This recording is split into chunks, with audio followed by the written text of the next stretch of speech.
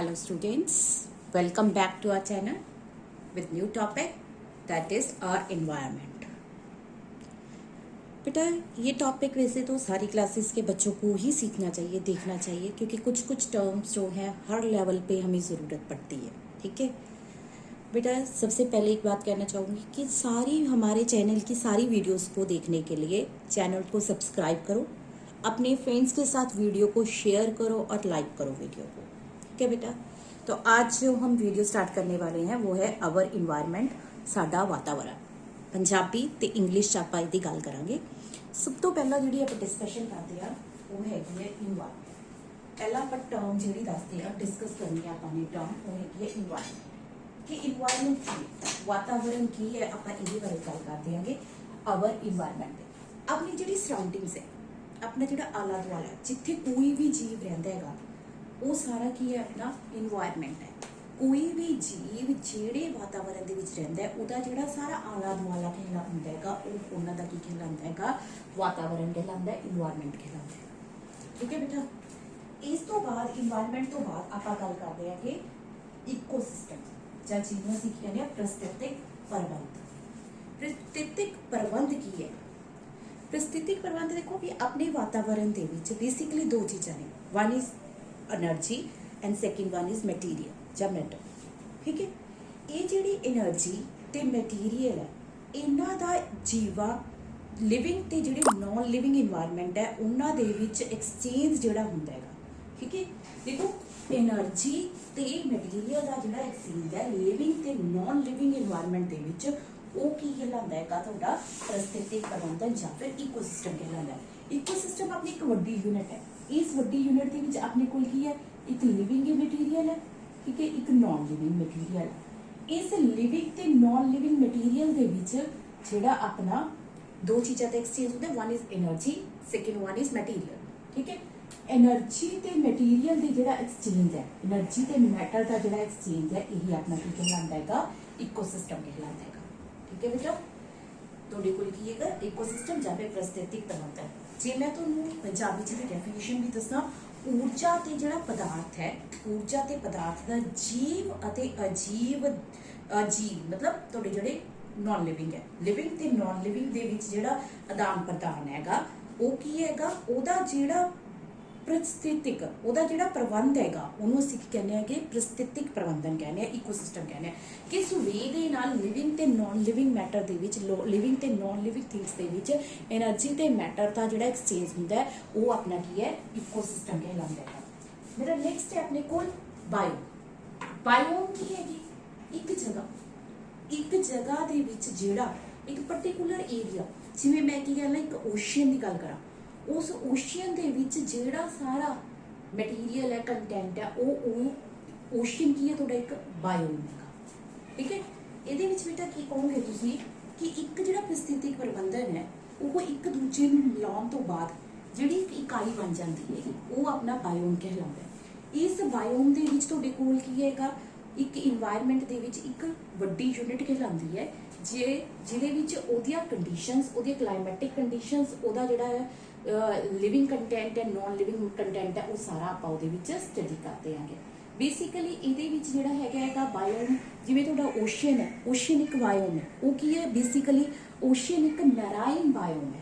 ਐਵੇਂ ਤੁਹਾਡੇ ਜਿਹੜੇ ਗ੍ਰਾਸਲੈਂਡਸ ਹੈ, ਗ੍ਰਾਸਲੈਂਡਸ ਦੇ ਵਿੱਚ ਆਪਾਂ ਕੀ ਗੱਲ ਕਰਦੇ ਹਾਂ ਵੀ ਇੱਥੇ ਡਰਾਈ, ਤੁਹਾਡੇ ਕੋਲ ਕੀ ਹੈਗਾ, ਕਿਸ ਤਰ੍ਹਾਂ ਦਾ ਇਹ ਕਲਾਈਮੈਟਿਕ ਕੰਡੀਸ਼ਨਸ ਨੇ, ਇੱਥੇ ਗ੍ਰਾਸਿਸ ਬਹੁਤ ਜ਼ਿਆਦਾ ਹੁੰਦੀਆਂ ਨੇ, ਕਿ ਇੱਥੇ ਕਲਾਈਮੇਟ ਜਿਹੜਾ ਹੁੰਦਾ ਹੈਗਾ ਕਿਸ ਟਾਈਪ ਦਾ ਹੁੰਦਾ, ਡਰਾਈ ਹੁੰਦਾ, ਵੈਟ ਹੁੰਦਾ, ਉਹ ਸਾਰਾ ਬਾਇਓਮ ਦੇ ਵਿੱਚ ਕੰਸੀਡਰ ਹੁੰਦਾ ਹੈ. ਨੈਕਸਟ ਮੇਰੇ ਕੋਲ ਟਰਮ ਹੈਗੀ ਹੈ ਬਾਇਓਸਫੀਅਰ, ਜਿਹਨੂੰ ਅਸੀਂ ਪੰਜਾਬੀ ਦੇ ਵਿੱਚ ਜੀਵ ਮੰਡਲ ਕਹਿੰਦੇ ਹਾਂ. ਬਾਇਓਸਫੀਅਰ ਜਾਂ ਜੀਵ ਮੰਡਲ ਕੀ ਹੈ, ਜਦੋਂ ਆਪਾਂ ਸਾਰੇ ਬਾਇਓਮਸ ਮਤਲਬ ਤੁਹਾਡੇ ਕੋਲ ਕੀ ਹੈ, ਚਾਹੇ ਉਹ ਐਕਵਾਟਿਕ, ਤੁਹਾਡੇ ਕੋਲ ਕੀ ਹੈ ਮੈਰਾਈਨ ਹੋ ਗਏ, ਚਾਹੇ ਫਰੈਸ਼ ਵਾਟਰ ਹੋ ਗਏ, ਚਾਹੇ ਤੁਹਾਡੇ ਕੋਲ ਕੀ ਹੈ ਟੈਰੇਸਟਰੀਅਲ ਬਾਇਓਮਸ ਹੋ ਗਏ, ਉਹ ਜਿਹੜੇ ਸਾਰੇ ਬਾਇਓਮਸ ਹੈ ਜਦੋਂ ਆਪਾਂ ਉਹਨਾਂ ਨੂੰ ਮਿਲਾ ਦਿੰਦੇ ਹਾਂ ਤਾਂ ਉਹ ਜਿਹੜੀ ਇੱਕ ਵੱਡੀ ਯੂਨਿਟ ਬਣਦੀ ਹੈ ਉਹਨੂੰ ਅਸੀਂ ਕੀ ਕਹਿੰਦੇ ਹਾਂ, ਬਾਇਓਸਫੀਅਰ ਜਾਂ ਫਿਰ ਜੀਵ ਮੰਡਲ ਕਹਿੰਦੇ ਹਾਂ. ਠੀਕ ਹੈ, ਜਿਹੜਾ ਬਾਇਓਸਫੀਅਰ ਹੁੰਦਾ ਹੈ ਉਹ ਆਪਣੇ ਆਪ ਦੇ ਵਿੱਚ ਇੱਕ ਤੁਸੀਂ ਇਹ ਕਹਿ ਸਕਦੇ ਹੋਗੇ ਸੈਲਫ ਸਸਟੇਨਡ ਯੂਨਿਟ ਹੁੰਦੀ ਹੈ. ਸਵੈਪੋਸ਼ੀ ਜੀਵ ਜਿਹੜੀ ਹੁੰਦੀ ਹੈ ਪ੍ਰਣਾਲੀ ਹੁੰਦੀ ਹੈਗੀ, ਇੱਕ ਵੱਡੀ ਜਿਹੜੀ ਹੈਗੀ ਹੈ ਸੈਲਫ ਸਸਟੇਨਡ ਯੂਨਿਟ ਹੈ, ਜਿਹਦੇ ਵਿੱਚ ਕਹਿੰਦਾ ਕੀ ਹੈ ਉਹ ਆਪਣਾ ਜਿਹੜਾ ਗੁਜ਼ਾਰਾ ਹੈਗਾ ਉਹ ਆਪਣੇ ਆਪ ਕਰ ਸਕਦੇ ਹੈ. એનર્ਜੀ ਉਹ ਬਾਹਰੋਂ ਲੈ ਸਕਦੇ ਆ, ਸਨਲਾਈਟ ਉਹ ਬਾਹਰੋਂ ਲੈ ਰਿਹਾ, ਬਟ ਬਾਕੀ ਜਿਹੜਾ ਮਟੀਰੀਅਲ ਹੈ ਉਹ ਸਾਰਾ ਜਿਹੜਾ ਹੈਗਾ ਉਹ ਆਪਣਾ ਸਸਟੇਨ ਜਿਹੜਾ ਹੈਗਾ ਉਹਨਾਂ ਦੇ ਵਿੱਚ ਬਾਇਓਸਫੀਅਰ ਦੇ ਵਿੱਚ ਆਪਣਾ ਪੋਸੀਬਲ ਹੁੰਦਾ ਹੈ। ਨੈਕਸਟ ਬੇਟਾ ਹੈਗਾ ਹਾਈਡਰੋਸਫੀਅਰ, ਜਿਹਨੂੰ ਅਸੀਂ ਜਲ ਮੰਡਲ ਕਹਿੰਦੇ ਹੈਗੇ। ਜਲ ਮੰਡਲ ਕੀ ਹੈਗਾ? ਆਪਣੀ ਅਰਥ ਦਾ ਉਹ ਭਾਗ, अर्थ का वो एरिया जिथे वाटर प्रेजेंट है, चाहे वो फ्रैश वाटर हो, चाहे वो की हो मैराइन वाटर हो, उन्होंने ਅਸੀਂ ਕਹਿੰਦੇ ਆ ਹਾਈਡਰੋਸਫੀਅਰ ਜਾਂ ਫਿਰ ਜਲ ਮੰਡਲ ਕਹਿੰਦੇ ਆ। ਲਿਥੋਸਫੀਅਰ ਲਿਥੋ ਰਿਲੇਟ ਕਰਦਾ ਹੈ ਜਿਹੜਾ ਤੁਹਾਡਾ ਮਿੱਟੀ ਵਾਲਾ ਏਰੀਆ ਹੈਗਾ। ਅਰਥ ਦਾ ਜਿਹੜਾ ਮਿੱਟੀ ਵਾਲਾ ਏਰੀਆ ਹੈਗਾ ਉਹਨੂੰ ਅਸੀਂ ਕੀ ਕਹਿੰਦੇ ਆ, ਜਿਹਨੂੰ ਥਲੀ ਸਤਹ ਕਹਿੰਦੇ ਨੇ, ਠੀਕ ਹੈ। ਉਹ ਥਲੀ ਸਤਹ ਜਿਹੜੀ ਹੁੰਦੀ ਹੈ ਧਰਤੀ ਦੇ ਉੱਪਰ ਵੀ ਹੋ ਸਕਦੀ ਹੈ, ठीक है, ਜਾਂ ਸਮੁੰਦਰ ਦੇ ਵਿੱਚ ਜਿਹੜਾ ਮਿੱਟੀ ਵਾਲਾ ਏਰੀਆ ਹੈ ਉਹ ਵੀ ਹੋ ਸਕਦਾ ਹੈ, ਮਾਊਂਟੇਨ ਵਾਲਾ ਰੀਜਨ ਵੀ ਹੋ ਸਕਦਾ ਹੈਗਾ, ਉਹ ਤੁਹਾਡਾ ਕੀ ਹੁੰਦਾ ਹੈ ਲਿਥੋਸਫੀਅਰ ਜਾਂ ਜਿਹਨੂੰ ਅਸੀਂ ਕੀ ਕਹਿੰਦੇ ਆਗੇ ਸਥਲ ਮੰਡਲ ਕਹਿੰਦੇ ਆਗੇ, ਠੀਕ ਹੈ ਜੀ। ਐਟਮੋਸਫੀਅਰ ਕੀ ਹੈਗਾ? ਐਟਮੋਸਫੀਅਰ ਜਿਹੜਾ ਤੁਹਾਡੇ ਕੋਲ ਗੈਸਾਂ, ਹਵਾ ਦਾ ਜਿਹੜਾ ਹਵਾ ਵਾਲਾ ਏਰੀਆ, ਧਰਤੀ ਦੀ ਸਤਹ ਦੇ ਉੱਪਰ ਜਿੰਨੀਆਂ ਵੀ ਗੈਸਾਂ ਮੌਜੂਦ ਨੇ, ਠੀਕ ਹੈ, ਉਹ ਸਾਰੀਆਂ ਗੈਸਾਂ ਕੀ ਬਣਾਉਂਦੀਆਂ ਨੇ ਆਪਣਾ ਐਟਮੋਸਫੀਅਰ ਬਣਾਉਂਦੀਆਂ ਨੇ।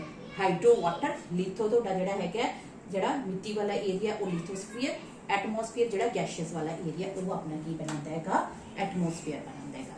ਉਸ ਤੋਂ ਬਾਅਦ ਆਪਣੇ ਕੋਲ ਨੈਕਸਟ ਟਰਮ ਹੈਗੀ ਹੈ ਖਪਤਕਾਰ। ਖਪਤਕਾਰ ਕੀ ਹੈਗਾ?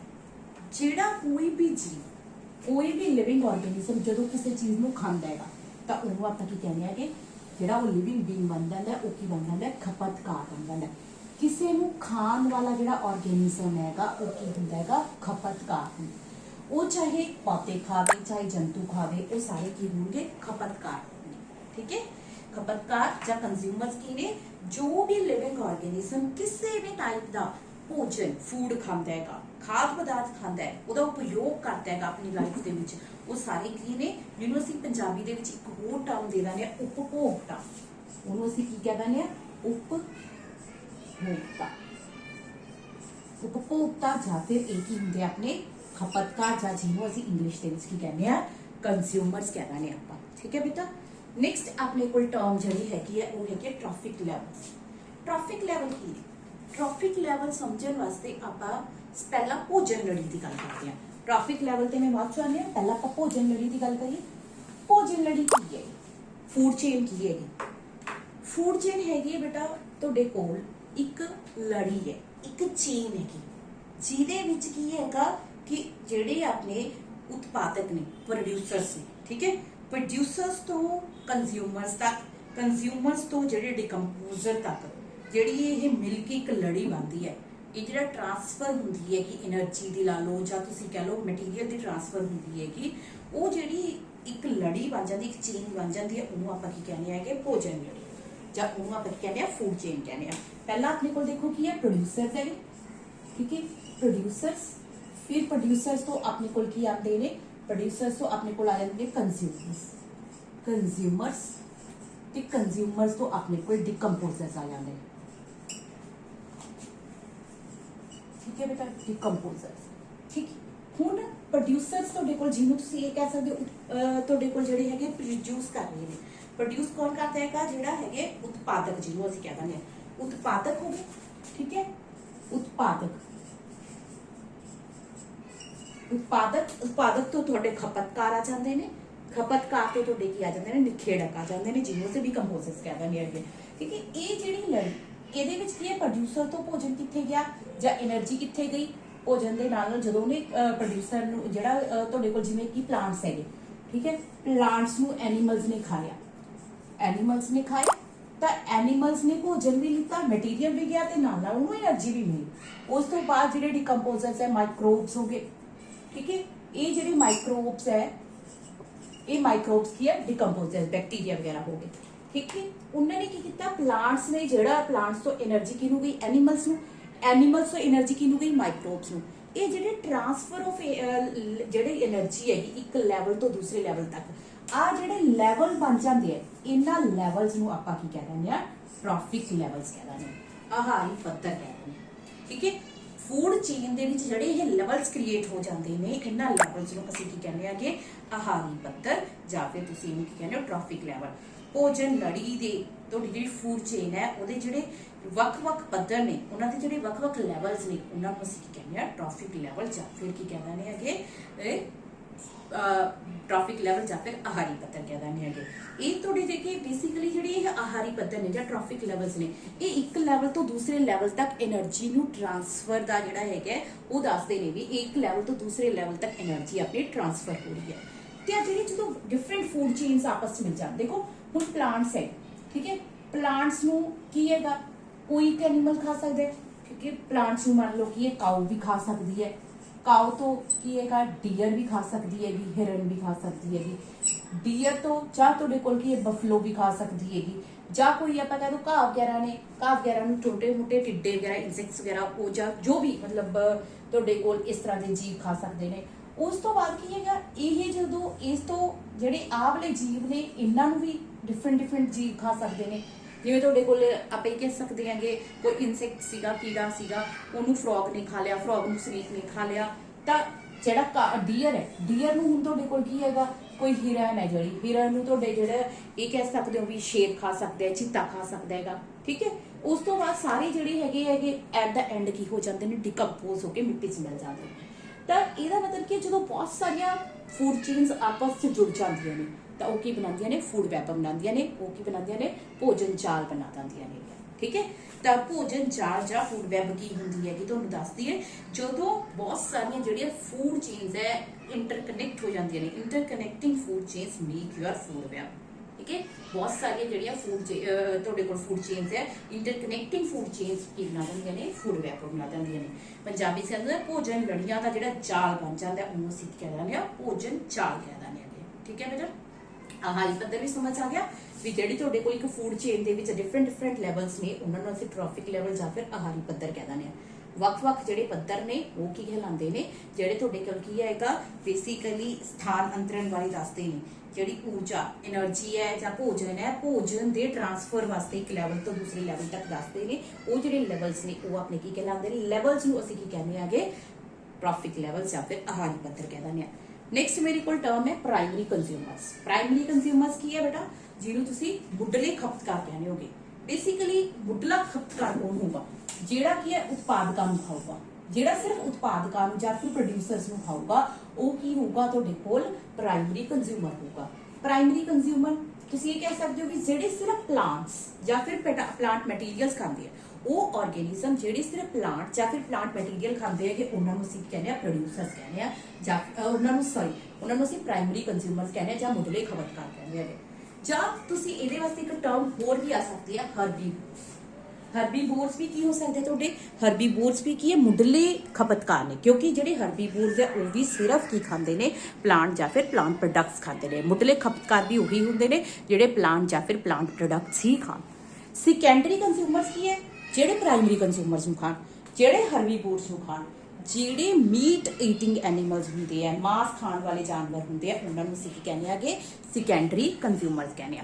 ਸੈਕੰਡਰੀ ਕੰਜ਼ਿਊਮਰਸ ਕੀ ਹੈ ਆਪਣੇ ਕੋਲ, ਜਿਹੜੇ ਮਾंस ਖਾਣ ਵਾਲੇ ਜਾਨਵਰ ਹੁੰਦੇ ਆ ਉਹ ਆਪਣੇ ਕੀ ਹੁੰਦੇ ਆ ਕਿ ਸੈਕੰਡਰੀ ਖਪਤਕਾਰ ਜਾਂ ਫਿਰ ਸੈਕੰਡਰੀ ਕੰਜ਼ਿਊਮਰਸ ਅਸੀਂ ਉਹਨਾਂ ਨੂੰ ਕਹਿੰਦੇ ਆ, ਠੀਕ ਹੈ ਬੇਟਾ। ਇਹਦੀ ਜਿਹੜੀ ਟਰਮਸ ਹੈਗੀ ਆ, ਇਸ ਤੋਂ ਬਾਅਦ ਆਪਾਂ ਜਿਹੜਾ ਹੈਗਾ ਇਸ ਲੈਸਨ ਦੇ ਬਾਰੇ ਵਿੱਚ ਹੋਰ ਡਿਸਕਸ਼ਨ ਸਟਾਰਟ ਕਰਨ ਜਾ ਰਹੇ ਹਾਂ ਡਿਟੇਲ ਦੇ ਵਿੱਚ, ਠੀਕ ਹੈ ਬੇਟਾ। ਆਪਣਾ ਜਿਹੜਾ ਹੈਗਾ ਚੈਨਲ ਨੂੰ ਸਬਸਕ੍ਰਾਈਬ ਕਰਿਆ ਕਰੋ ਤਾਂ ਕਿ ਤੁਸੀਂ ਜਿਹੜੀਆਂ ਵੀਡੀਓਜ਼ ਆ ਟਾਈਮ ਟੂ ਟਾਈਮ ਸਾਰੀਆਂ ਦੇਖ ਸਕੋ। ਹਾਂਜੀ ਬੇਟਾ, ਡੈਫੀਨੇਸ਼ਨਸ ਤੋਂ ਬਾਅਦ ਆਪਾਂ ਸਟਾਰਟ ਕਰਨ ਵਾਲੇ ਆ flow of energy in N ecosystem, ਊਰਜਾ ਦਾ ਪ੍ਰਵਾਹ। ਕਿ ਜਿਹੜਾ ਆਪਣੇ ਕੋਲ ਇੱਕ ਇਕੋਸਿਸਟਮ ਹੈ ਤੁਹਾਡਾ, ਉਸ ਇਕੋਸਿਸਟਮ ਦੇ ਵਿੱਚ ਜਿਹੜੀ એનર્ਜੀ ਹੈ ਉਹ ਕਿਵੇਂ ਟ੍ਰਾਂਸਫਰ ਹੁੰਦੀ, ਠੀਕ ਹੈ। ਇਕੋਸਿਸਟਮ ਦਾ ਆਪਾਂ ਲਾਸਟ ਟਾਈਮ ਡਿਸਕਸ ਕਰ ਹੀ ਚੁੱਕੇ ਸੀ ਕਿ ਇਕੋਸਿਸਟਮ ਕੀ ਹੈ ਤੁਹਾਡਾ, ਜੀਵ ਮੰਡਲ ਕੀ ਹੈਗਾ, ਠੀਕ ਹੈ। ਆਪਾਂ ਡਿਸਕਸ ਕੀਤਾ ਸੀਗਾ ਨਾ ਕਿ ਤੁਹਾਡੇ ਕੋਲ ਕੋਈ ਵੀ ਜਿਹੜਾ ਹੈਗਾ ਕਿਸੇ ਵੀ ਲਿਵਿੰਗ ਸਫੀਅਰ ਦੀ ਜਿਹੜੀ ਯੂਨਿਟ ਹੈਗੀ ਜਿਹਨੇ ਕੰਮ ਕਰਨਾ ਹੈਗਾ, ਸਾਰੇ ਲਿਵਿੰਗ ਤੇ ਨਾਨ ਲਿਵਿੰਗ ਕੰਪੋਨੈਂਟ ਜਿਹੜੇ ਕਿ ਇਨਵਾਇਰਨਮੈਂਟ ਦੇ ਨਾਲ ਇੰਟਰੈਕਟ ਕਰਦੇ ਨੇ, ਉਹ ਤੁਹਾਡਾ ਕੀ ਬਣਾਉਂਦੇ ਸੀ, ਇਕੋਸਿਸਟਮ ਬਣਾਉਂਦੇ ਸੀ। ਹੁਣ ਬੇਟਾ ਆਪਾਂ ਗੱਲ ਕਰਦੇ ਹਾਂ ਕਿ એનર્ਜੀ ਜਿਹੜੀ ਹੈਗੀ ਇੱਕ ਇਕੋਸਿਸਟਮ ਦੇ ਵਿੱਚ ਕਿਵੇਂ ਫਲੋ ਕਰਦੀ ਹੈ। Flow of energy in N ecosystem, ਇਹ ਤਾਂ ਆਪਾਂ ਸਾਰਿਆਂ ਨੂੰ ਹੀ ਪਤਾ ਹੈ ਵੀ ਕੋਈ ਵੀ ਲਿਵਿੰਗ ਆਰਗੇਨਿਜ਼ਮ ਹੈ, ਚਾਹੇ ਉਹ ਛੋਟਾ ਲਿਵਿੰਗ ਆਰਗੇਨਿਜ਼ਮ ਹੈ ਚਾਹੇ ਉਹ ਵੱਡਾ ਲਿਵਿੰਗ ਆਰਗੇਨਿਜ਼ਮ, ਉਹਨੂੰ ਸਭ ਨੂੰ ਕੀ ਚਾਹੀਦੀ ਹੈ, એનર્ਜੀ ਚਾਹੀਦੀ ਹੈ। ਆਪਣੀ ਛੋਟੀ ਤੋਂ ਛੋਟੀ ਐਕਟੀਵਿਟੀ ਪਰਫਾਰਮ ਕਰਨ ਦੇ ਲਈ ਉਹਨਾਂ ਨੂੰ ਕੀ ਚਾਹੀਦੀ ਹੈ, એનર્ਜੀ ਚਾਹੀਦੀ ਹੈ, ਠੀਕ ਹੈ। ਤਾਂ ਇਹ એનર્ਜੀ ਆਉਂਦੀ ਹੈ ਕਿੱਥੋਂ, ਪਹਿਲੀ ਗੱਲ ਆਪਾਂ ਕਰਦੇ ਹਾਂ ਵੀ ਅਲਟੀਮੇਟ ਸੋਰਸ ਆਫ એનર્ਜੀ ਕੀ ਹੈ, ਤਾਂ ਚਾਹੇ ਕੋਈ ਵੀ ਜੀਵ ਹੈ ਉਹਦੇ ਵਾਸਤੇ ਅਲਟੀਮੇਟ ਸੋਰਸ ਆਫ એનર્ਜੀ ਕੀ ਹੈ, ਸਨ, ठीक है। Sun is the ultimate source of energy, ये चीज क्लीयर हैगी। हुण बेटा ये देखो कि सन तो एनर्जी कौन लैंदा, सारे नालों पहला सन तो जिहड़ी एनर्जी है वो किने लिती, प्लांट्स ने लिती, ठीक है, प्लांट्स ने लिती।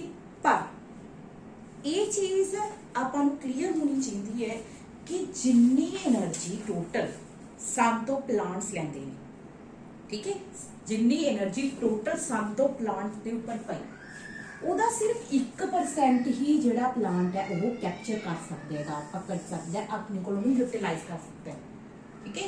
जिन्नी एनर्जी सन तो प्लांट ਨੂੰ मिली ਉਹਦਾ सिर्फ 1% ही प्लांट ने अपनी एक्टिविटीज ਦੇ ਲਈ यूज करना है। उस तो बाद बेटा की हैगा, इस तो एनर्जी किनू चाहोगे, प्राइमरी कंज्यूमर्स ਨੂੰ, ठीक है, primary consumer, primary consumer, primary consumers क्यों होंगे है, मुढले खपतकार, ठीक है, प्राइमरी कंज्यूमर होगी। पर ये जी सपोज सीगा इहदे कोल 100 किलो जाउल एनर्जी सीगी, इहदे कोल 100 किलो जाउल एनर्जी सी, तो इस 100 किलो जाउल का सिर्फ 10 किलो जाउल एनर्जी ही जिहड़ा है प्राइमरी कंज्यूमर को जाऊगी। कहने का मतलब की है भी एक ट्रॉफिक लैवल आ जिहड़े प्रोड्यूसर्स है अपने उत्पादक है जिहड़े इन्हां उत्पादकों तो जिहड़े प्राइमरी कंज्यूमर होंगे, मुढले खपतकार होंगे, उन्हां कोल सिर्फ 10% एनर्जी जाती हैगी। सन तो प्लांट ने तो सिर्फ 1% ही कैप्चर की सी, ओदा अगे सिर्फ 10% जिहड़ा हैगा वो अगले लैवल तक, अगले ट्रॉफिक लैवल तक जां अगले आहारी पद्धर तक ट्रांसफर हुंदा। हुण अगे जिहड़ा अगला तुहाडे कोल नैक्सट होगा, नैक्सट मतलब तुहाडा जिहड़ा सैकेंडरी कंज्यूमर है, सैकेंडरी कंज्यूमर जिहड़ा हैगा भी मतलब तुहाडे हर्बीवोर्स नूं खाण वाला हैगा। हर्बीवोर्स मतलब तुहाडे जिहड़े छोटे जानवर हैगे जिवें तुहाडे कोल हिरन वगैरह वर्गे, काऊ वगैरह ये जे जानवरां नूं जिहड़े खाण वाला है, उन्हां तो जिहड़ा कहंदा कि सैकेंडरी कंज्यूमर्स होणगे। सैकेंडरी कंज्यूमर्स कोल जिहड़ी एनर्जी जाऊगी वो इहदा भी 10% जाऊगी, ठीक है, इहदा भी अगे 10% जिहड़ी हैगी है वो एनर्जी जाऊगी। उस तो बाद सैकेंडरी कंज्यूमर तो जिहड़ी टर्शरी कंज्यूमर ते जिहड़े मतलब इन्हां नूं खाणगे, सैकेंडरी कंज्यूमर तो जिहड़े टर्शरी कंज्यूमर्स नूं खाणगे उन्हां कोल जिहड़ी एनर्जी जाऊगी वो इहदा भी 10% होगा। तो तुसीं ये देख सकते हो कि इत्थों जदों एनर्जी इत्थे तक जाती है तो एनर्जी की जिहड़ी अमाउंट है वो बहुत घट रह जाती है, तो एनर्जी की जिहड़ी अमाउंट है वो बहुत घट रह जाती है, जिहदे करके कहंदा की हैगा कोई भी अपनी जिहड़ी भोजन लड़ी हुंदी हैगी जां जिहड़ी भी अपनी फूड चेन हुंदी है ਉਹਦੇ ਵਿੱਚ 3 ਜਾਂ 4 स्टैप्स ही हुंदे, बहुत घट ਇਹ ਜਾਂ ਹੁੰਦਾ ਵੀ ਉਹਦੇ ਵਿੱਚ 5 स्टैप्स होण, बहुत रेयरली ਇਹ ਜਿਹੀਆਂ 5 स्टैप वाली फूड चेन पॉसिबल हो सकਦੀਆਂ ਨੇ। क्योंकि जे ਆਪਾਂ ਇਸ ਤੋਂ ਅੱਗੇ ਟਰਸ਼ਰੀ ਲੈਵਲ ਤੋਂ ਅੱਗੇ ਆਪਾਂ ਵਧਾਵਾਂਗੇ ਤਾਂ ਉਹਦੇ ਵਿੱਚ ਕੀ ਦੇਖਣ ਨੂੰ ਮਿਲੂਗਾ ਵੀ ਉਹਦੇ ਵਿੱਚ ਜਿਹੜਾ ਚੌਥੇ ਪੰਜਵੇਂ ਲੈਵਲ ਤੇ ਉੱਪਰ ਆਰਗੇਨਿਜ਼ਮ ਤੇ ਹੈ ਉਹਨਾਂ ਨੂੰ एनर्जी ਦੀ ਮਾਤਰਾ ਜਿਹੜੀ ਹੋਗੀ ਬਹੁਤ ਘੱਟ ਮਿਲੂਗੀ, ठीक है बेटा। एक बार रिपीट कर दिया, फ्लो ऑफ एनर्जी की हैगा, फ्लो ऑफ एनर्जी जिहड़ी इकोसिस्टम दे विच हुंदी हैगी कि सन अपना जिहड़ा हैगा अल्टीमेट सोर्स ऑफ एनर्जी है। सन तो जिहड़ी एनर्जी आंदी है उहदा सिर्फ 1% ही प्लांट्स अब्सॉर्ब करते हैं, कैप्चर करते हैं। उस तो अगे जिहड़ा हैगा प्रोड्यूसर्स हो गए प्लांट्स, प्रोड्यूसर्स तो अगे जिहड़ा हैगा कंज्यूमर तक जिहड़ी एनर्जी ट्रांसफर हुंदी है वो सिर्फ 10% एनर्जी ट्रांसफर हुंदी है। बाकी एनर्जी कित्थे, बाकी एनर्जी कुछ तो जिहड़ा ऑर्गेनिज्म है प्लांट्स है उन्हें अपनी एक्टिविटीज वास्ते यूज कर ली, ਜਾਂ कुछ एनर्जी जिहड़ी हैगी है इन्वायरमेंट दे विच लॉस हो जाती है in the form of heat, जिन्हों असीं जिहड़ा हैगा यूज नहीं कर सकते। ਜਦੋਂ ਕਹਿੰਦਾ ग्रीन प्लांट्स हैगे ਉਹ ਹਰਬੀਵੋਰਸ ਨੂੰ ਜਿਹੜੇ ਹਰਬੀਵੋਰਸ ਹੈ ਉਹਨਾਂ ਨੇ ਕੀ ਕੀਤਾ, ग्रीन प्लांट्स ਨੂੰ ਖਾਧਾ ਤਾਂ ਉਹਦੇ ਨਾਲ ਕੀ ਹੈ ਬਹੁਤ ਸਾਰੀ એનર્ਜੀ ਜਿਹੜੀ ਹੈਗੀ ਆਪਣੇ ਇਨਵਾਇਰਨਮੈਂਟ ਦੇ ਵਿੱਚ ਲਾਸ ਹੋ ਜਾਂਦੀ ਹੈ, ਠੀਕ ਹੈ। ਕੁਝ એનર્ਜੀ ਕਹਿੰਦਾ ਕੀ ਹੈਗੀ ਜਿਹੜੀ प्लांट्स जिहड़े है अपने वास्ते लो यूज कर लेंदे ने, बाकी जिहड़ी कुछ इन्वायरमेंट दे विच लॉस हो गई तो सिर्फ 10% एनर्जी जिहड़ी है एक लैवल तो दूसरे लैवल तक ट्रांसफर होंदी है, ठीक है। इहनूं जिहड़ा ये लॉ सीगा ਇਹ लॉ भी एक लैवल तो दूसरे लैवल तक जिहड़ी एनर्जी ट्रांसफर होंदी है वो सिर्फ 10% होंदी है। ये लिंडमैन बेटा ये तुहाडे जिहड़े अपने एंट्रेंस एग्जाम्स वगैरह होंदे है जां तुहाडे NDSC वगैरह ਉਹਦੇ ਵਿੱਚ आ जाते हैं, इस करके ये वाला नाम याद रखियो भी ये जिहड़ा हैगा लिंडमैन ने दिता सीगा। लिंडमैन लिख भी दिंदी है मैं तुहाडे वास्ते, लिंडमैन ने जिहड़ा हैगा ये 10% एनर्जी ला दिता सीगा, 10% एनर्जी ला, एनर्जी ला ਜਿਹਦਾ ਮਤਲਬ ਕੀ ਹੈ ਵੀ ਇੱਕ ਲੈਵਲ ਤੋਂ ਦੂਜੇ ਲੈਵਲ ਤੱਕ એનર્ਜੀ ਜਿਹੜੀ ਟ੍ਰਾਂਸਫਰ ਹੁੰਦੀ ਹੈ ਉਹ ਸਿਰਫ 10% એનર્ਜੀ ਟ੍ਰਾਂਸਫਰ ਹੁੰਦੀ ਹੈਗੀ। ਇਹ ਜਿਹੜਾ ਹੁੰਦਾ ਅਰਾਊਂਡ 1942 ਦੇ ਵਿੱਚ ਇਹ ਲਾਅ ਦਿੱਤਾ ਗਿਆ ਸੀਗਾ। ਠੀਕ ਹੈ, ਸਮਝ ਆ ਗਈ ਗੱਲ ਬੇਟਾ।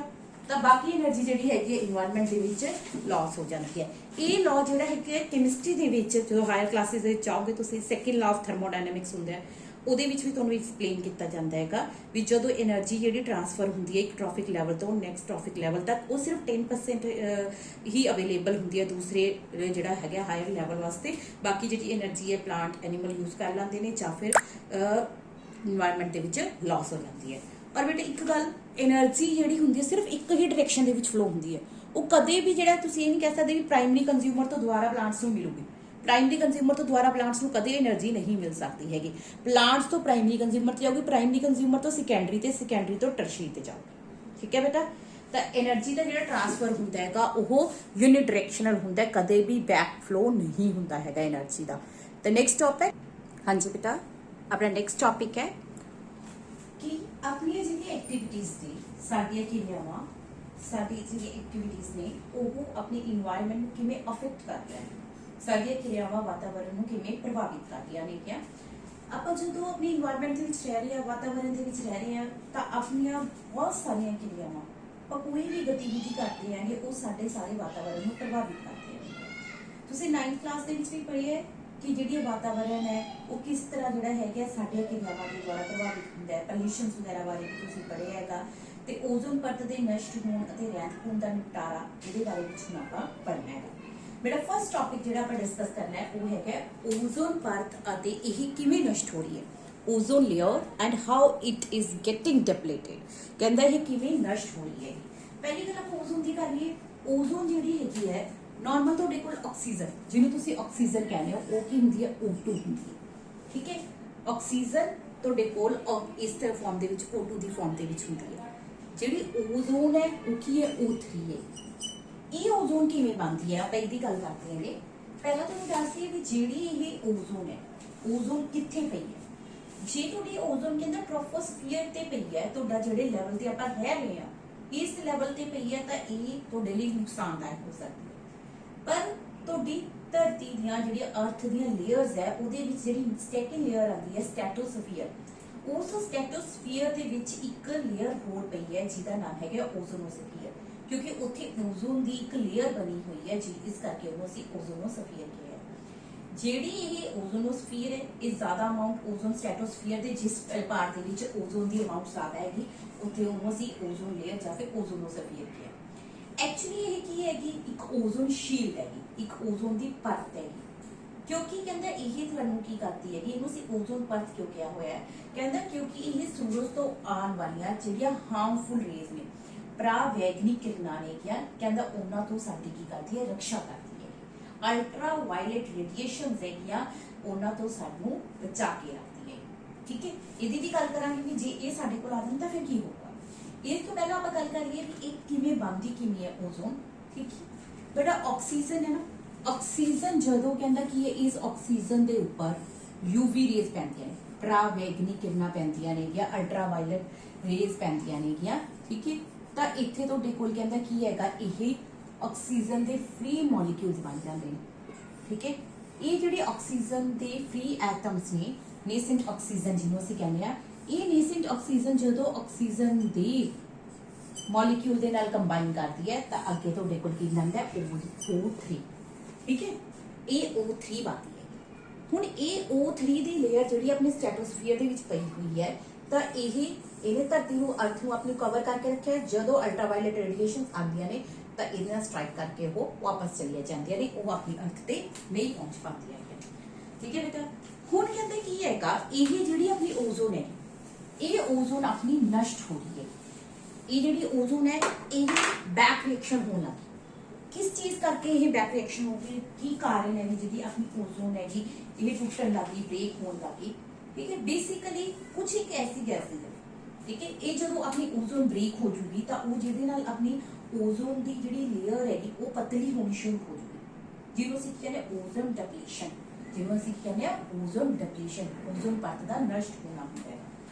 ਇਹ ਬੇਟਾ ਕੀ ਹੈਗਾ, 3-4 ਗੈਸਿਸ ਜਿਹੜੀ ਆਪਣੇ ਏਅਰ ਦੇ ਵਿੱਚ ਪ੍ਰੈਜ਼ੈਂਟ ਨੇ, ਆਪਣੀ ਐਕਟੀਵਿਟੀਜ਼ ਦੇ ਕਰਕੇ ਉਹ ਏਅਰ ਆਪਣੀਆਂ ਕਿਰਿਆਵਾਂ ਦੇ ਕਰਕੇ ਵਾਤਾਵਰਣ ਦੇ ਵਿੱਚ ਆ ਰਹੀਆਂ ਨੇ।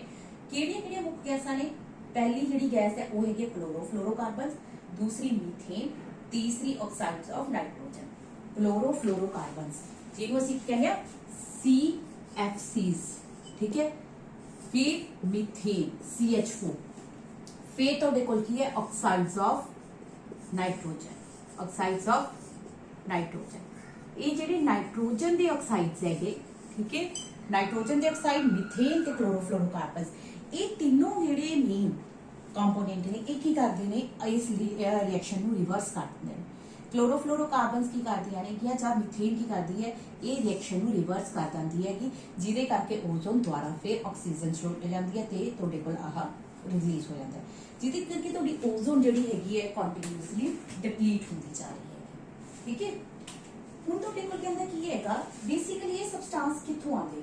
ਜਿਹੜੇ ਸਬਸਟੈਂਸਿਸ ਜਿਹੜੇ ਕਿ ਓਜ਼ੋਨ ਲੇਅਰ ਦੇ ਨਾਲ ਰਿਐਕਟ ਕਰਦੇ ਨੇ ਤੇ ਉਹਨੂੰ ਡਿਸਟਰੋਏ ਕਰਦੇ ਨੇ, ਕਿ ਉਹ ਤੁਹਾਡੇ ਕੋਲ ਕੀ ਹੈ, ਉਹ ਆਕਸੀਜਨ ਡਿਪਲੀਟਿੰਗ ਸਬਸਟੈਂਸਿਸ, ਇਹਨਾਂ ਨੂੰ ਆਪਾਂ ਕਹਿੰਦੇ ਹੈਗੇ ਉਹ ਓਜ਼ੋਨ ਨੂੰ ਨਸ਼ਟ ਕਰਨ ਵਾਲੇ ਪਦਾਰਥ ਜਿਹੜੇ ਹੁੰਦੇ ਨੇ। ਉਹ ਤੁਹਾਡੇ ਕੋਲ ਕਹਿੰਦਾ ਕੀ ਹੈ ਕਿ ਇਹ ਜਿਹੜੇ ਆਪਣੇ ਜੈਟ ਵਗੈਰਾ ਹੈਗੇ, ਰਾਕੇਟਸ ਵਗੈਰਾ ਉੱਪਰ ਆਪਾਂ ਛੱਡ ਦਿਆਂਗੇ, ਉਹਨਾਂ ਦੇ ਵਿੱਚ ਕਹਿੰਦਾ ਕੀ ਹੈ ਕੁਝ ਇੱਕ ਇਸ ਤਰ੍ਹਾਂ ਦੇ ਸਬਸਟੈਂਸਿਸ ਹੁੰਦੇ ਨੇ।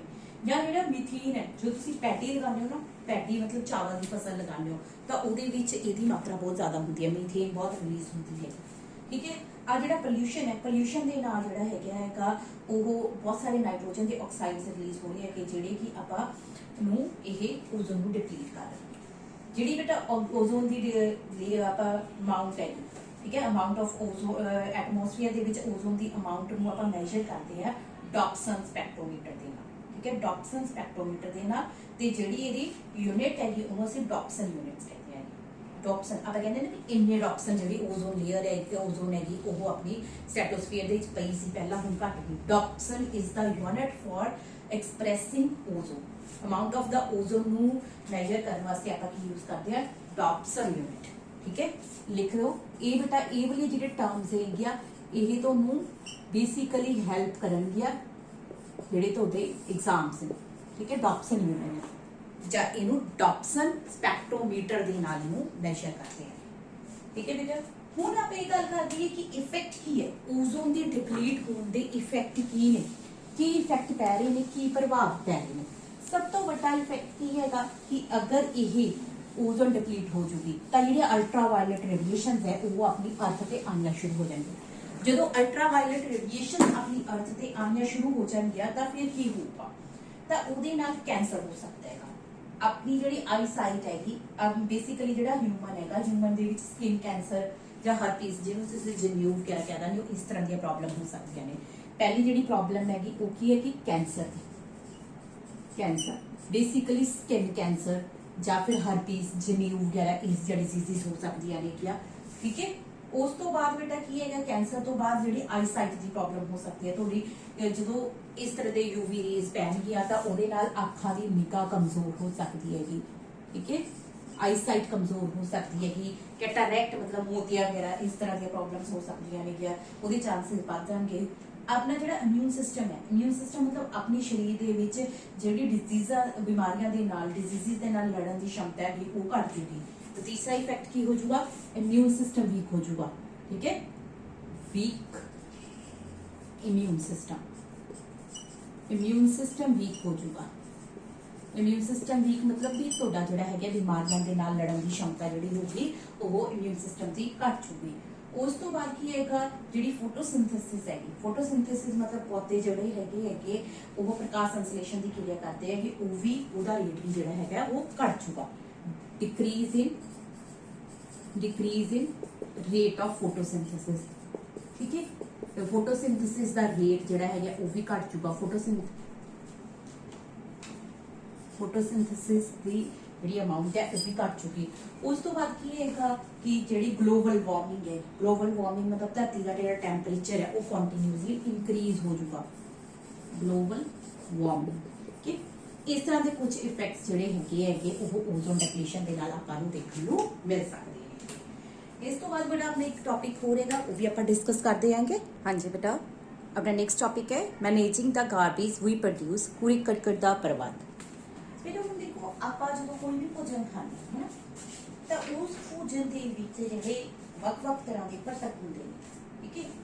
ਤਾਂ ਉਹਨੂੰ ਆਪਾਂ ਜਦੋਂ ਫੂਡ ਆਪਣਾ ਡਾਈਜੈਸਟਿਵ ਸਿਸਟਮ ਰੀਡ ਕੀਤਾ ਸੀ ਤਾਂ ਡਾਈਜੈਸਟਿਵ ਸਿਸਟਮ ਦੇ ਵਿੱਚ ਆਪਾਂ ਪੜ੍ਹਦੇ ਆ ਨਾ ਕਿ ਇਸ ਚੀਜ਼ ਨੂੰ ਡਾਈਜੈਸਟ ਕਰਨ ਲਈ ਇਹ ਵਾਲਾ ਐਂਜ਼ਾਈਮ ਚਾਹੀਦਾ, ਕਿਸੇ ਚੀਜ਼ ਨੂੰ ਜਿਵੇਂ ਆਪਾਂ ਗੱਲ ਕੀਤੀ ਸੀ ਵੀ ਸਟਾਰਚ ਜਿਹੜਾ ਹੈਗਾ ਉਹਦਾ ਡਾਈਜੈਸ਼ਨ ਆਪਣੇ ਮਾਊਥ ਦੇ ਵਿੱਚ ਸਟਾਰਟ ਹੋ ਜਾਂਦਾ ਟਾਈਲ ਦੀ ਹੈਲਪ ਦੇ ਨਾਲ, ਠੀਕ ਹੈ।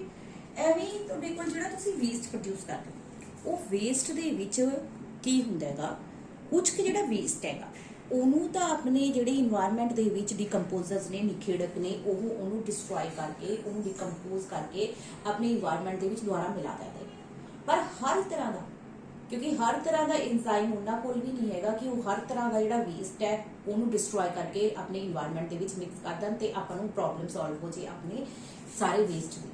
ਤਾਂ ਬੇਸਿਕਲੀ ਕੁਝ ਜਿਹੜੇ ਆਪਣਾ ਜਿਹੜਾ ਵੇਸਟ ਹੈਗਾ, ਜਿਹੜਾ ਗਾਰਬੇਜ ਹੈ, ਜਿਹੜੇ ਗਾਰਬੇਜ ਨੂੰ ਆਪਣੇ ਜਿਹੜੇ ਡਿਕੰਪੋਜ਼ਰਸ ਹੈਗੇ, ਤੁਸੀਂ ਨਿਖੇੜਕ ਕਹਿ ਸਕਦੇ ਹੋਗੇ, ਜਿਹੜੇ ਨਿਖੇੜਕ ਹੈਗੇ ਉਹ ਐਂਜ਼ਾਈਮਾਂ ਦੀ ਸਹਾਇਤਾ ਦੇ ਨਾਲ ਕੀ ਕਰਦੇ ਨੇ, ਉਹਨਾਂ ਨੂੰ ਨਿਖੇੜ ਕੇ ਡਿਕੰਪੋਜ਼ ਕਰਕੇ ਆਪਣੇ ਇਨਵਾਇਰਨਮੈਂਟ ਦੇ ਵਿੱਚ ਮਿਕਸ ਕਰ ਦਿੰਦੇ ਨੇ। ਹੁਣ ਉਹ ਵਾਲੇ ਵੇਸਟ ਮਟੀਰੀਅਲ, ਉਹ ਵਾਲੇ ਵਿਅਰਥ ਪਦਾਰਥ ਜਿਨ੍ਹਾਂ ਨੂੰ ਜਿਹੜੇ ਤੁਸੀਂ ਕਹਿ ਸਕਦੇ ਹੋ ਕਿ ਡਿਕੰਪੋਜ਼ਰ ਦੁਆਰਾ ਜਾਂ ਨਿਖੇੜਕਾਂ ਦੁਆਰਾ ਜਿਨ੍ਹਾਂ ਨੂੰ, ਹਾਂਜੀ ਬੇਟਾ ਆਪਣਾ ਜਿਹੜਾ ਲਾਸਟ ਟੌਪਿਕ ਰਹਿ ਗਿਆ ਸੀ ਮੈਨੇਜਿੰਗ ਦਾ ਗਾਰਬੇਜ ਵੀ ਪ੍ਰੋਡਿਊਸ, ਕੂੜੇ ਕਰਕਟ ਦਾ ਪ੍ਰਬੰਧ। ਇਹਦੀ ਡਿਸਕਸ਼ਨ ਆਪਾਂ ਕਰਨ ਜਾ ਰਹੇ ਹਾਂ।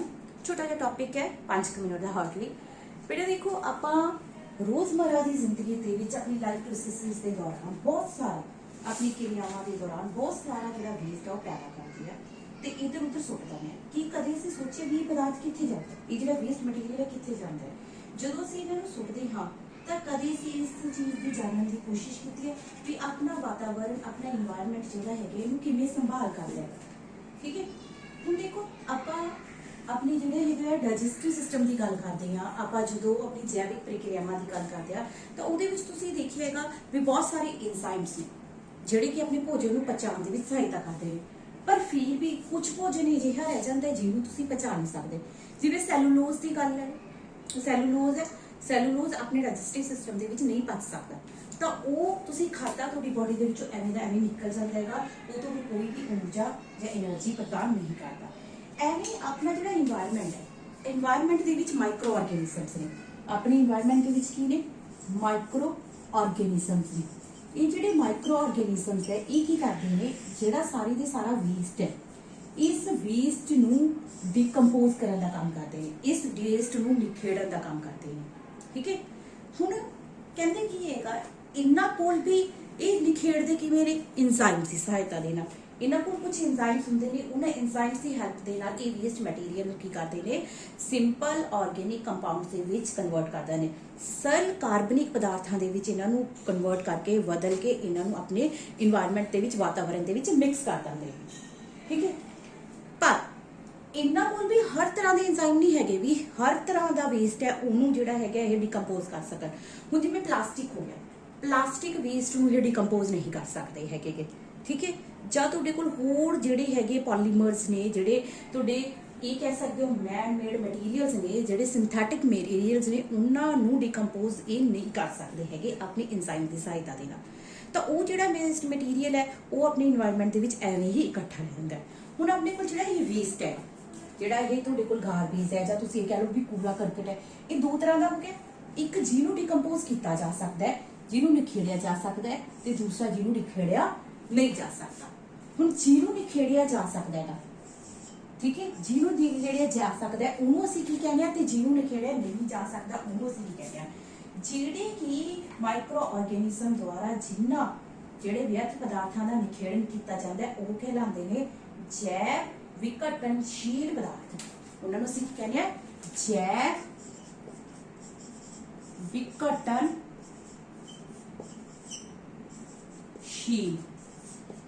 ਵਿਘਟਨਸ਼ੀਲ ਪਦਾਰਥ ਤੇ ਜਿਨ੍ਹਾਂ ਦਾ ਨਿਖੇੜਨ ਨਹੀਂ ਕੀਤਾ ਜਾ ਸਕਦਾ ਉਹ ਕੀ ਹੈ, ਜੈਵ ਅਵਿਘਟਨਸ਼ੀਲ, ਠੀਕ ਹੈ, ਅਵਿਘਟਨਸ਼ੀਲ ਪਦਾਰਥ, ਠੀਕ ਹੈ। ਤੇ ਇਹਨਾਂ ਨੂੰ ਇੰਗਲਿਸ਼ ਦੇ ਵਿੱਚ ਆਪਾਂ ਕੀ ਕਹਾਂਗੇ, ਇਹਨਾਂ ਨੂੰ ਅਸੀਂ ਬਾਇਓਡੀਗ੍ਰੇਡੇਬਲ, ਇਹਨੂੰ ਅਸੀਂ ਕਹਾਂਗੇ non biodegradable materials, biodegradable materials and non biodegradable material. Biodegradable ਜਿਨ੍ਹਾਂ ਦਾ ਨਿਖੇੜਨ ਕੀਤਾ ਜਾ ਸਕਦਾ, ਨॉन ਬਾਇਓਡੀਗ੍ਰੇਡੇਬਲ ਜਿਨ੍ਹਾਂ ਦਾ ਨਿਖੇੜਨ ਨਹੀਂ ਕੀਤਾ ਜਾ ਸਕਦਾ। ਹੁਣ ਜਿਹੜੇ ਬਾਇਓਡੀਗ੍ਰੇਡੇਬਲ ਹੈ ਉਹਨਾਂ ਦਾ ਜੈਵਿਕ ਪ੍ਰਕਿਰਿਆਵਾਂ ਦੁਆਰਾ ਉਹਨਾਂ ਨੂੰ ਸਰਲ ਅਣੂਆਂ ਦੇ ਵਿੱਚ, ਸਿੰਪਲ ਪਦਾਰਥਾਂ ਦੇ ਵਿੱਚ, ਸਿੰਪਲ ਮੋਲੀਕਿਊਲਸ ਦੇ ਵਿੱਚ ਕਨਵਰਟ ਕਰਕੇ ਇਨਵਾਇਰਨਮੈਂਟ ਦੇ ਵਿੱਚ ਮਿਕਸ ਕਰ ਦਿੰਦੇ ਨੇ। ਬਟ ਬਾਕੀ ਜਿਹੜਾ ਹੈਗਾ ਸਾਡੇ ਵਾਤਾਵਰਣ ਦੇ ਵਿੱਚ ਇਸ ਤਰ੍ਹਾਂ ਲੰਬੇ ਸਮੇਂ ਦੇ ਲਈ ਪਏ ਰਹਿੰਦੇ ਨੇ, ਜਿਹੜੇ ਕੀ ਹੈ ਰੋਜ਼ ਤੁਸੀਂ ਦੇਖੋ ਵੀ ਜਿੰਨਾ ਵੇਸਟ ਤੁਸੀਂ ਪ੍ਰੋਡਿਊਸ ਕਰਦੇ ਹੋ ਸਾਰਾ ਦਾ ਸਾਰਾ ਉਵੇਂ ਹੀ ਵਾਤਾਵਰਣ ਦੇ ਵਿੱਚ ਇਕੱਠਾ ਹੁੰਦਾ ਜਾਂਦਾ ਹੈਗਾ। ਠੀਕ ਹੈ ਬੇਟਾ, ਤਾਂ ਇਹਦੇ ਵਿੱਚ ਤੁਹਾਡੇ ਕੋਲ ਕੀ ਹੈਗਾ, ਤਾਂ ਕਹਿੰਦੇ ਅਗਰ ਆਪਾਂ ਸੋਚੀਏ ਇੱਕ ਰਿਸਪੌਂਸਿਬਲ ਸਿਟੀਜ਼ਨ ਹੋਣ ਦੇ ਨਾਂ ਤੇ ਸੋਚੀਏ ਤਾਂ ਤੁਸੀਂ ਇਸ ਜਿਹੜਾ ਸਾਰਾ ਦਾ ਸਾਰਾ ਜਿਹੜਾ ਵਿਅਰਥ ਪਦਾਰਥ ਹੈਗਾ, ਜਿਨ੍ਹਾਂ ਦੇ ਕੂੜੇ ਦੇ ਢੇਰ ਤੁਹਾਨੂੰ ਲੱਗੇ ਹੋਏ ਦਿਖਦੇ ਹੈਗੇ, ਜਿਹੜੇ ਬਹੁਤ ਸਾਰੀਆਂ ਬਿਮਾਰੀਆਂ ਦਾ ਕਾਰਨ ਬਣਦੇ ਨੇ, ਤਾਂ ਇਹਨਾਂ ਨੂੰ ਕਹਿੰਦਾ ਕੀ ਹੈਗਾ, ਇਹਨਾਂ ਦਾ ਸਹੀ ਤਰੀਕੇ ਦੇ ਨਾਲ ਜੇ ਨਿਪਟਾਰਾ ਕੀਤਾ ਜਾਵੇ ਜਾਂ ਸਹੀ ਢੰਗ ਦੇ ਨਾਲ, ਸਹੀ ਦ੍ਰਿਸ਼ਟੀਕੋਣ ਦੇ ਨਾਲ ਇਹਦੇ ਬਾਰੇ ਸੋਚਿਆ ਜਾਵੇ ਤਾਂ ਸ਼ਾਇਦ ਅਸੀਂ ਕੂੜੇ ਕਰਕਟ ਦੀ ਬਹੁਤ ਜ਼ਿਆਦਾ ਸਮੱਸਿਆ ਨੂੰ ਹੱਲ ਕਰ ਸਕਦੇ ਹਾਂ। ਠੀਕ ਹੈ ਬੇਟਾ, ਤਾਂ ਇਹਦੇ ਵਾਸਤੇ ਆਪਾਂ ਕੀ ਕਰ ਸਕਦੇ ਹਾਂ, ਦੇਖੋ ਪਹਿਲੀ ਜਿਹੜੀ ਮਹੱਤਵਪੂਰਨ ਭੂਮਿਕਾ ਉਹ ਆਪਾਂ ਕੀ ਕਰ ਸਕਦੇ ਹਾਂ ਵੀ ਜਿਹੜੇ ਜੈਵ ਅਵਿਘਟਨਸ਼ੀਲ ਪਦਾਰਥ ਹੈ ਉਹਨਾਂ ਦੀ ਜਿਹੜੀ ਆਪਾਂ ਕਹੀਏ ਵਰਤੋਂ ਉਹਨੂੰ ਘਟਾਈਏ। ਠੀਕ ਹੈ, ਵੀ ਜਿਵੇਂ ਪੈਕਿੰਗ ਵਗੈਰਾ ਦੇ ਵਿੱਚ ਕੋਈ ਤੁਹਾਡੇ ਕੋਲ ਤੁਸੀਂ ਬਾਜ਼ਾਰ ਤੋਂ ਚੀਜ਼ ਲੈ ਕੇ ਆਉਂਦੇ ਹੋ, ਬ੍ਰੈਡ ਵਗੈਰਾ ਜਾਂ ਜੋ ਵੀ, ਉਹਨੂੰ ਤੁਸੀਂ ਕਹਿੰਦੇ ਹੋ ਕਿ ਲਿਫਾਫੇ ਵਿੱਚ ਕੈਰੀ ਕਰਕੇ ਲੈ ਕੇ ਆਉਣਾ, ਉਹਦੀ ਜਗ੍ਹਾ ਤੇ ਜੇ ਤੁਸੀਂ ਘਰੋਂ ਕਲੋਥ ਬੈਗਸ ਲੈ ਕੇ ਜਾਓ ਜਾਂ ਪੇਪਰ ਬੈਗ ਲੈ ਕੇ ਜਾਓ, ਉਸ ਤਰ੍ਹਾਂ ਉਹਦੇ ਨਾਲ ਤੁਸੀਂ ਉਹਦੀ ਯੂਜ਼ੇਬਲ ਘਟਾ ਸਕਦੇ ਹੋਗੇ। ਠੀਕ ਹੈ, ਜਾਂ ਫਿਰ ਤੁਹਾਡੇ ਕੋਲ ਕੀ ਹੈ ਕੋਈ ਚੀਜ਼ ਆਉਂਦੀ ਹੈ, ਡੱਬੇ ਜਿਹੜੇ ਤੁਸੀਂ ਜਿਨ੍ਹਾਂ ਦੇ ਵਿੱਚ ਮਟੀਰੀਅਲ ਆਉਂਦਾ ਹੈ, ਤਾਂ ਉਹਨੂੰ ਇੱਕ ਵਾਰ ਯੂਜ਼ ਕਰਕੇ ਤੁਸੀਂ ਸੁੱਟਦਾ ਨਹੀਂ, ਉਹਦੀ ਰੀਯੂਜ਼ ਕਰੋ, ਰਿਡਿਊਸ ਕਰੋ, ਵਰਤੋਂ ਕਰਨੀ ਘੱਟ ਕਰੋ, ਰੀਯੂਜ਼ ਦੁਬਾਰਾ ਕਰੋ। ਜਿਹੜੀਆਂ ਚੀਜ਼ਾਂ ਰੀਸਾਈਕਲ ਹੋ ਸਕਦੀਆਂ ਨੇ, ਮੁੜ ਵਰਤੋਂ ਕੀਤੀ ਜਾ ਸਕਦੀ, ਜਾਂ ਉਹਨਾਂ ਤੋਂ ਉਹਨੂੰ ਰੀਸਾਈਕਲ ਕਰਕੇ ਦੁਬਾਰਾ ਤੁਸੀਂ ਉਹ ਤੋਂ ਕੁਝ ਬਣਾ ਸਕਦੇ ਹੋ, ਤਾਂ ਇਸ ਤਰ੍ਹਾਂ ਤੁਸੀਂ ਉਹਦੀ ਜੇ ਵਰਤੋਂ ਕਰੋਗੇ ਤਾਂ ਤੁਹਾਡੇ ਕੋਲ ਇਸ ਤਰ੍ਹਾਂ ਕੂੜੇ ਕਰਕਟ ਦੀ ਬਹੁਤ ਸਾਰੀ ਸਮੱਸਿਆ ਨੂੰ ਹੱਲ ਕਰ ਸਕਦੇ ਹੋ। ਬੇਟਾ ਇੱਕ ਕੁਐਸਚਨ ਆਉਂਦਾ ਹੁੰਦਾ ਹੈ ਵੀ ਪਹਿਲਾਂ ਤੁਹਾਡੇ ਕੋਲ ਕੀ ਹੁੰਦਾ ਸੀ, ਰੇਲ ਗੱਡੀਆਂ ਦੇ ਵਿੱਚ ਕੀ ਹੁੰਦਾ ਸੀ, ਡਿਸਪੋਜ਼ਲ ਕੱਪ ਦੇ ਵਿੱਚ ਜਿਹੜੀ ਹੈਗੀ ਚਾਹ ਦਿੱਤੀ ਜਾਂਦੀ ਸੀ, ਤਾਂ ਡਿਸਪੋਜ਼ਲ ਕੱਪ ਦੇ ਵਿੱਚ ਜਦੋਂ ਚਾਹ ਦਿੱਤੀ ਜਾਂਦੀ ਸੀ ਤਾਂ ਉਹ ਜਿਹੜਾ ਡਿਸਪੋਜ਼ਲ ਕੱਪ ਦਾ ਵੇਸਟ ਸੀਗਾ ਬਹੁਤ ਜ਼ਿਆਦਾ ਇਕੱਠਾ ਹੋਣ ਲੱਗ ਗਿਆ ਸੀਗਾ, ਜਿਹਦੇ ਕਰਕੇ ਕਹਿੰਦਾ ਕੀ ਹੈਗਾ ਕਿ ਉਹ ਜਿਹੜੇ ਡਿਸਪੋਜ਼ਲ ਕੱਪ ਹੈ ਹੁਣ ਘਟਾ ਦਿੱਤੇ ਗਏ ਹੈ, ਉਹਨਾਂ ਦੀ ਵਰਤੋਂ ਘਟਾ ਦਿੱਤੀ ਗਈ ਹੈ। ਫਿਰ ਕਹਿੰਦਾ ਉਹਦੀ ਜਗ੍ਹਾ ਦੇ ਉੱਤੇ ਕੀ ਹੋ ਗਿਆ ਸੀਗਾ, ਮਿੱਟੀ ਦੇ ਬਣੇ ਜਿਹੜੇ ਕੁੱਲੜ ਹੈਗੇ, ਮਿੱਟੀ ਦੇ ਬਣੇ ਕੱਪ ਸੀਗੇ ਜਿਹੜੇ, ਉਹਨਾਂ ਦੀ ਵਰਤੋਂ ਕੀਤੀ ਜਾਣ ਲੱਗੀ। ਪਰ ਜਿਹੜੇ ਉਹ ਕੱਪ ਬਣਦੇ ਸੀਗੇ ਉਹ ਕੀ ਸੀਗੇ, ਉਹ ਤੁਹਾਡੀ ਜਿਹੜੀ ਫਰਟਾਈਲ ਸੋਇਲ ਸੀਗੀ, ਜਿਹੜੀ ਉਪਜਾਊ ਮਿੱਟੀ ਸੀ ਉਹ ਤੋਂ ਬਣਦੇ ਸੀਗੇ, ਜਿਹਦੇ ਕਰਕੇ ਕਹਿੰਦਾ ਫਿਰ ਕੀ ਹੋ ਗਿਆ ਸੀਗਾ, ਉਪਜਾਊ ਮਿੱਟੀ ਬਹੁਤ ਜ਼ਿਆਦਾ ਨਸ਼ਟ ਹੋਣ ਲੱਗੀ ਸੀ। ਇਸ ਕਰਕੇ ਕਹਿੰਦਾ ਕੀ ਹੈਗਾ ਤੁਹਾਡੇ ਕੋਲ, ਕਹਿੰਦਾ ਹੁਣ ਜਿਹੜਾ ਹੈਗਾ ਤੁਹਾਡੇ ਕੋਲ ਇਹਨਾਂ ਦੀ ਵਰਤੋਂ ਵੀ ਆਪਾਂ ਘਟਾ ਦਿੱਤੀ ਗਈ ਹੈ। ਹੁਣ ਪੇਪਰ ਕੱਪ ਤੁਸੀਂ ਦੇਖਣ ਨੂੰ ਮਿਲਦੇ ਆ ਵੀ ਤੁਹਾਡੇ ਕੋਲ ਪਲਾਸਟਿਕ ਦੀ ਜਗ੍ਹਾ ਪੇਪਰ ਕੱਪ ਆਪਣੀ ਮਾਰਕੀਟ ਦੇ ਵਿੱਚ ਆ ਗਏ ਨੇ। ਠੀਕ ਹੈ, ਤੇ ਜਿਹੜੇ ਡਿਸਪੋਜ਼ਲ ਪਲਾਸਟਿਕ ਦੇ ਕੱਪ ਹੈ ਉਹਨਾਂ ਦੇ ਵੀ ਮੁਕਾਬਲੇ ਜਿਹੜੇ ਕਾਗਜ਼ ਦੇ ਡਿਸਪੋਜ਼ਲ ਕੱਪ ਹੈ ਉਹਨਾਂ ਦੀ ਵਰਤੋਂ ਕਹਿੰਦਾ ਅੱਜ ਕੱਲ੍ਹ ਜ਼ਿਆਦਾ ਹੋਣ ਲੱਗ ਪਈ ਹੈ। ਪਰ ਐਜ਼ ਸੱਚ ਇਹ ਸਾਰੀ ਹੀ ਚੀਜ਼ਾਂ ਜਿਹੜੀਆਂ ਹੈਗੀਆਂ ਨੇ, ਵੇਸਟ ਮਟੀਰੀਅਲ ਜਿਹੜਾ ਹੈਗਾ ਸਾਡੇ ਇਨਵਾਇਰਨਮੈਂਟ ਨੂੰ ਡਾਇਰੈਕਟਲੀ ਜਾਂ ਇਨਡਾਇਰੈਕਟਲੀ ਪ੍ਰਭਾਵਿਤ ਕਰ ਹੀ ਰਹੇ ਨੇ। ਇਸ ਤੋਂ ਬਾਅਦ ਬੇਟਾ ਇੱਕ ਦੋ ਚੀਜ਼ਾਂ ਹੋਰ ਸੁਣੋ ਵੀ ਆਪਣੇ ਜਿਹੜੇ ਹੈਗੇ ਨੇ ਕਿਹੜੇ ਕੁਐਸਚਨ ਜਿਹੜੇ ਤੁਹਾਡੇ ਕੋਲ ਇੰਪੋਰਟੈਂਟ ਨੇ, ਜਿਵੇਂ ਕਿ ਤੁਹਾਡੇ ਐਗਜ਼ਾਮੀਨੇਸ਼ਨ ਪੁਆਇੰਟ ਆਫ ਵਿਊ ਕਿ ਓਜ਼ੋਨ ਕੀ ਹੈ, ਇਹ ਸਾਡੇ ਪਰਿਸਥਿਤਿਕ ਪ੍ਰਬੰਧਨ ਨੂੰ ਕਿਵੇਂ ਪ੍ਰਭਾਵਿਤ ਕਰਦੀ ਹੈ, ਇਹ ਆਪਾਂ ਗੱਲ ਕਰ ਰਹੇ। ਓਜ਼ੋਨ ਕਿਵੇਂ ਅਣੂਆਂ ਤੋਂ, ਪਰਮਾਣੂਆਂ ਤੋਂ ਮਿਲ ਕੇ ਜਿਹੜੇ ਬਣੀ ਹੋਈ ਹੈ ਡੀਕੰਪੋਜੀਸ਼ਨ ਦੀ, ਇਹ ਆਪਣੀ ਓਜ਼ੋਨ ਵਾਲੀ ਵੀਡੀਓ 'ਚ ਆਪਾਂ ਡਿਸਕਸ ਕੀਤੀ ਹੈ। ਕੂੜੇ ਕਰਕਟ ਦੀ ਸਮੱਸਿਆ ਨੂੰ ਘੱਟ ਕਰਨ ਦੇ ਲਈ ਆਪਾਂ ਕੀ ਕਰ ਸਕਦੇ ਹਾਂ, ਮੁੜ ਵਰਤੋਂ ਕਰੋ ਚੀਜ਼ਾਂ ਦੀ। ਠੀਕ ਹੈ, ਜਾਂ ਫਿਰ ਕੀ ਰੀਸਾਈਕਲ ਕਰੋ, ਬਸ ਘੱਟ ਤੋਂ ਘੱਟ ਜਿਹੜਾ ਕੂੜਾ ਹੈ ਉਹ ਕਿਵੇਂ ਤੁਸੀਂ ਜਨਰੇਟ ਕਰ ਸਕਦੇ ਹੋ, ਜਾਂ ਉਹ ਪਦਾਰਥ ਇੱਕ ਚੀਜ਼ ਹੋਰ ਸੁਣੋ, ਜਿਹੜਾ ਕਹਿੰਦਾ ਕੀ ਹੈ ਜਿਹੜੇ ਪਦਾਰਥ ਨॉन ਬਾਇਓਡੀਗ੍ਰੇਡੇਬਲ ਹੈ, ਜੈ ਅਵਿਘਟਨਸ਼ੀਲ ਹੈ, ਉਹਨਾਂ ਦਾ ਅਸੀਂ ਕੀ ਕਰੀਏ, ਉਹਨਾਂ ਨੂੰ ਤੁਸੀਂ ਸੜਕਾਂ ਜਿੱਥੇ ਬਣਦੀਆਂ ਨੇ ਨਾ, ਜੇ ਪਲਾਸਟਿਕ ਦੇ ਲਿਫਾਫੇ ਹੈ ਜਿੱਥੇ ਸੜਕ ਬਣਨੀ ਹੈ ਉਹਦੇ ਥੱਲੇ ਲਾ ਦਿਓ, ਤਾਂ ਉੱਤੇ ਸੜਕ ਬਣ ਜੂਗੀ, ਉਹਦੇ ਨਾਲ ਸੜਕ ਦੀ ਮਜ਼ਬੂਤੀ ਵੀ ਬਣਦੀ ਹੈ ਤੇ ਉੱਥੇ ਤੁਹਾਡੀ ਕਿਹੜੀ ਹੈਗੀ ਕੋਈ ਵੀ ਉਪਜਾਊ ਮਿੱਟੀ ਵੀ ਨਸ਼ਟ ਨਹੀਂ ਹੋਊਗੀ। ਇਸ ਤਰ੍ਹਾਂ ਕਹਿੰਦਾ ਇਸ ਤਰ੍ਹਾਂ ਦੀਆਂ ਸਮੱਸਿਆਵਾਂ ਤੁਸੀਂ ਘਟਾ ਸਕਦੇ ਹੋਗੇ। ਠੀਕ ਹੈ, ਉਸ ਤੋਂ ਬਾਅਦ ਬੇਟਾ ਤੁਹਾਡੇ ਕੋਲ ਕੀ ਹੈਗਾ ਇੱਕ ਟੌਪਿਕ ਛੋਟਾ ਜਿਹਾ ਬਾਇਓਮੈਗਨੀਫਿਕੇਸ਼ਨ, ਬਾਇਓਲੋਜੀਕਲ ਮੈਗਨੀਫਿਕੇਸ਼ਨ ਹੈ। ਬਾਇਓਲੋਜੀਕਲ ਮੈਗਨੀਫਿਕੇਸ਼ਨ ਵੀ ਇਹਦੇ ਵਿੱਚ ਆਪਾਂ ਨੂੰ ਡਿਸਕਸ ਕਰਨਾ ਸੀਗਾ ਬੇਟਾ। ਬਾਇਓਲੋਜੀਕਲ ਮੈਗਨੀਫਿਕੇਸ਼ਨ ਕੀ ਹੁੰਦੀ ਹੈ ਇਹਦੀ ਆਪਾਂ ਗੱਲ ਕਰਦੇ ਹਾਂ ਕਿ ਬਾਇਓਲੋਜੀਕਲ ਮੈਗਨੀਫਿਕੇਸ਼ਨ ਜਾਂ ਫਿਰ ਜੈਵਿਕ ਵਧਾਓ ਕੀ ਹੈਗਾ ਬੇਟਾ। ਤਾਂ ਤੁਹਾਡੇ ਕੋਲ ਜਿਹੜੇ ਹਾਰਮਫੁਲ, ਸੁਣੋ ਇਹਦੀ ਡੈਫੀਨੇਸ਼ਨ, ਜਿਹੜੇ ਤੁਹਾਡੇ ਕੋਲ ਹਾਰਮਫੁਲ ਕੈਮੀਕਲਸ ਨੇ ਉਹਨਾਂ ਦੀ ਮਾਤਰਾ, ਉਹਨਾਂ ਦੀ ਜਿਹੜੀ ਅਮਾਊਂਟ ਹੈ ਉਹ ਡਿਫਰੈਂਟ ਜਾਂ ਤੁਸੀਂ ਕਹੋਗੇ ਕੰਸਨਟ੍ਰੇਸ਼ਨ ਹੈ ਬੇਸਿਕਲੀ, ਉਹ ਹਰ ਟ੍ਰੋਫਿਕ ਲੈਵਲ ਤੇ ਕੀ ਹੁੰਦੀ ਹੈ, ਡਿਫਰੈਂਟ ਹੁੰਦੀ ਹੈਗੀ। ਤੇ ਇੱਕ ਹੈਰਾਨੀਜਨਕ ਗੱਲ ਕੀ ਹੈ, એનર્ਜੀ ਆਪਾਂ ਗੱਲ ਕੀਤੀ ਸੀ ਵੀ ਇੱਕ ਟ੍ਰੋਫਿਕ ਲੈਵਲ ਤੋਂ ਦੂਜੇ ਟ੍ਰੋਫਿਕ ਲੈਵਲ ਤੱਕ ਕੀ ਹੈ ਘਟਦੀ ਜਾਂਦੀ ਹੈ। ਬਟ ਕਹਿੰਦਾ ਕੀ ਹੈਗਾ ਜਿਹੜੇ ਨॉन ਬਾਇਓਡੀਗ੍ਰੇਡੇਬਲ ਕੈਮੀਕਲਸ ਨੇ, ਠੀਕ ਹੈ, ਜਿਹੜੇ ਨੌਨ ਬਾਇਓਡੀਗ੍ਰੇਡੇਬਲ ਕੈਮੀਕਲ ਨੇ ਜਾਂ ਤੁਹਾਡੇ ਜੈਵ ਅਵਿਘਟਨਸ਼ੀਲ ਰਸਾਇਣਿਕ ਪਦਾਰਥ ਨੇ, ਉਹਨਾਂ ਦੀ ਜਿਹੜੀ ਮਾਤਰਾ ਹੈਗੀ ਇੱਕ ਟ੍ਰੋਫਿਕ ਲੈਵਲ ਤੋਂ ਦੂਜੇ ਟ੍ਰੋਫਿਕ ਲੈਵਲ ਤੱਕ ਜਾਂਦੇ ਹੋਏ, ਫੂਡ ਚੇਨ ਦੇ ਜਿਹੜੀ ਭੋਜਨ ਲੜੀ ਹੈ, ਭੋਜਨ ਲੜੀ ਦੇ ਇੱਕ ਲੈਵਲ ਤੋਂ ਇੱਕ ਆਹਾਰੀ ਪੱਧਰ ਤੋਂ ਦੂਜੇ ਆਹਾਰੀ ਪੱਧਰ ਤੱਕ ਜਾਂਦੇ ਹੋਏ ਉਹਨਾਂ ਦੀ ਜਿਹੜੀ ਕਨਸੈਂਟਰੇਸ਼ਨ ਹੈ ਉਹਨਾਂ ਦੇ ਵਿੱਚ ਵਾਧਾ ਹੁੰਦਾ ਰਹਿੰਦਾ ਹੈ। ਜਿਹੜੀ ਇਹ ਕਨਸੈਂਟਰੇਸ਼ਨ ਦੇ ਵਿੱਚ ਵਾਧਾ ਹੁੰਦਾ ਰਹਿੰਦਾ, ਇਹਨੂੰ ਅਸੀਂ ਕਹਿੰਦੇ ਹਾਂ ਜੈਵਿਕ ਵਧਾਓ ਜਾਂ ਫਿਰ biological magnification. The phenomenon that involves progressive increase in concentration of harmful non-biodegradable chemicals at different trophic levels in the food chain is called biomagnification। ठीक है, ये वो चीज़ है, ये वो प्रोसैस है जिहदे विच कहंदे हार्मफुल कैमिकल दा जिहड़े नॉन बायोडिग्रेडेबल कैमिकल्स ने उन्हां दा हर ट्रॉफिक लैवल दे उपर फूड चेन ते उन्हां दी मात्रा जिहड़ी हैगी कॉन्सनट्रेशन जिहड़ी हैगी वो वधदी हैगी, इहनूं असीं कहंदे आ बायोलॉजिकल मैग्नीफिकेशन कहंदे हैगे। ठीक है, हुण कहंदा की हैगा कि जी एक क्वेश्चन होर तुहानूं डिस्कस करिए, अगर कहंदा जिहड़ा वेस्ट असीं बायोडिग्रेडेबल वेस्ट जनरेट करदे आ कि उन्हें अपनी इन्वायरमेंट नूं कोई इफेक्ट नहीं करना हैगा, ਤਾਂ ਕਹਿੰਦਾ ਜੇ ਅਸੀਂ ਸਾਰਾ ਇਨਵਾਇਰਨਮੈਂਟ ਜਿਹੜਾ ਬਾਇਓਡੀਗ੍ਰੇਡੇਬਲ ਵੇਸਟ ਹੀ ਜਨਰੇਟ ਕਰੀਏ ਤਾਂ ਕੀ ਉਹ ਆਪਣੀ ਇਨਵਾਇਰਨਮੈਂਟ ਤੇ ਕੋਈ ਇਫੈਕਟ ਪਾਊਗਾ ਕਿ ਨਹੀਂ ਪਾਊਗਾ। ਦੇਖੋ ਇਹਦੇ ਨਾਲ ਬੇਟਾ ਕੀ ਹੈਗਾ ਕਿ ਦੇਖੋ ਜਿਹੜਾ ਅਗਰ ਆਪਣੇ ਜਿਹੜੇ ਵੇਸਟ ਮਟੀਰੀਅਲ ਹੈ ਜਿਹੜਾ ਆਪਾਂ ਜਨਰੇਟ ਕਰੀਏ ਬਾਇਓਡੀਗ੍ਰੇਡੇਬਲ ਹੈਗਾ, ਉਹਦਾ ਵੀ ਸਾਡੇ ਇਨਵਾਇਰਨਮੈਂਟ ਦੇ ਉੱਪਰ ਇਫੈਕਟ ਪਊਗਾ। ਕਿਉਂ?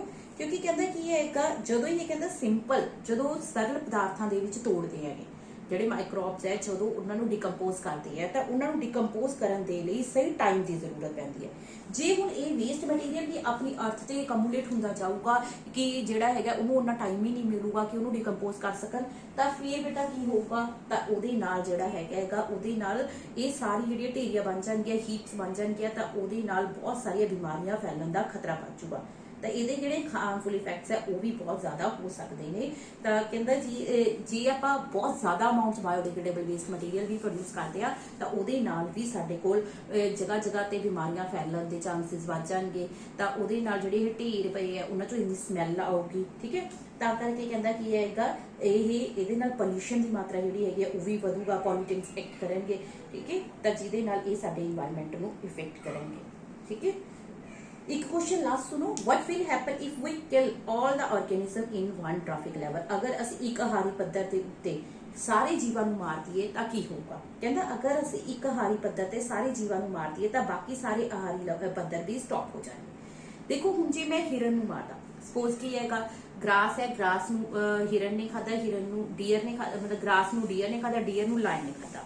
हुण कहंदा की हैगा अगर ਅਸੀਂ ਹਿਰਨ ਹੀ ਖਤਮ ਕਰਤੇ, ਡੀਅਰ ਹੀ ਖਤਮ ਕਰਤੇ ਤਾਂ ਉਹਦੇ ਨਾਲ ਕੀ ਹੋਊਗਾ ਆਪਣਾ ਜਿਹੜਾ ਇਕੋਸਿਸਟਮ ਹੈਗਾ ਉਹ ਸਾਰਾ ਦਾ ਸਾਰਾ ਇੰਬੈਲੈਂਸ ਹੋ ਜਾਊਗਾ। ਠੀਕ ਹੈ, ਇਹਦੇ ਨਾਲ ਕੀ ਹੈਗਾ ਹੁਣ ਜਿਹੜੇ ਕਾਰਨੀਵੋਰਸ ਹੈ, ਲਾਇਨ ਹੈਗੇ, ਉਹਨਾਂ ਨੂੰ ਕੋਈ ਫੂਡ ਨਹੀਂ ਮਿਲੂਗਾ। ਜਦੋਂ ਉਹਨਾਂ ਨੂੰ ਫੂਡ ਨਹੀਂ ਮਿਲੂਗਾ ਤਾਂ ਉਹ ਮਰ ਜਾਣਗੇ। ਤਾਂ ਫਿਰ ਕਹਿੰਦੇ ਕੀ ਹੈਗਾ ਉਹਦੇ ਨਾਲ ਆਪਣੇ ਕਾਰਨੀਵੋਰਸ ਵੀ ਖਤਮ ਹੋ ਜਾਣਗੇ। ਜਦੋਂ ਹਰਬੀਵੋਰਸ ਤੇ ਕਾਰਨੀਵੋਰਸ ਖਤਮ ਹੋਣਗੇ ਤਾਂ ਫਿਰ ਕੀ ਹੈਗਾ ਜਿਹੜੇ ਪ੍ਰੋਡਿਊਸਰਸ ਹੈ, ਗ੍ਰਾਸ ਹੈ, ਉਹ ਬਹੁਤ ਤੇਜ਼ੀ ਨਾਲ ਗਰੋ ਕਰੂਗੀ ਤੇ ਉਹ ਤੇਜ਼ੀ ਨਾਲ ਗਰੋ ਕਰੂਗੀ ਤਾਂ ਉਹਨਾਂ ਦਾ ਆਪਸ 'ਚ ਇੰਨਾ ਕੰਪੀਟੀਸ਼ਨ ਵੱਧ ਜਾਊਗਾ ਕਿ ਉਹਨਾਂ ਦੀ ਸਰਵਾਈਵਲ ਦੇ ਵਿੱਚ ਵੀ ਖਤਰਾ ਪੈਦਾ ਹੋ ਜਾਊਗਾ। ਠੀਕ ਹੈ ਬੇਟਾ, ਸਾਰੀ ਵੀਡੀਓ ਧਿਆਨ ਨਾਲ ਦੇਖੋ ਤੇ ਜੋ ਵੀ ਡਾਊਟਸ ਹੈ ਉਹ ਆਪਣੇ ਜਿਹੜੇ ਹੈਗੇ ਕਲੀਅਰ ਕਰਿਆ ਕਰੋ। ਠੀਕ ਹੈ, ਥੈਂਕ ਯੂ ਸੋ ਮਚ। ਤੇ ਬੇਟਾ ਆਪਣਾ ਜਿਹੜਾ ਚੈਨਲ ਹੈ ਉਹਨੂੰ ਜ਼ਰੂਰ ਸਬਸਕ੍ਰਾਈਬ ਕਰੋ, ਲਾਈਕ ਸ਼ੇਅਰ ਕਰੋ videos to get more and more videos. Thank you.